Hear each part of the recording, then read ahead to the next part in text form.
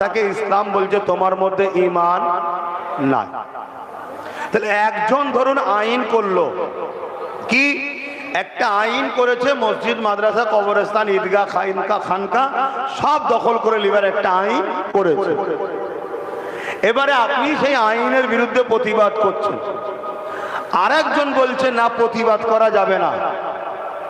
যে বলছে প্রতিবাদ করা যাবে না সে ভদ্রলোকও চাইছে যে আইনটা যা করেছে ঠিকই করেছে, অর্থাৎ মসজিদ মাদ্রাসা ঈদগাহ খানকা চলে যাক, তুমি বিরোধী করতে পারবে, এজন্যই তো নিষেধ করছে নাকি?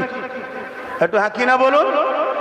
তাহলে যে মসজিদ মাদ্রাসা ভাঙার জন্য আইন করেছে সে যেমন অপরাধী, তার বিরুদ্ধে প্রতিবাদ করো না, অর্থাৎ তার লক্ষ্যটা বাস্তবায়ন হোক এই সহযোগী যে করবে সে কি অপরাধী নয়? সে কি মসজিদ মাদ্রাসার দুশ্মন নয়?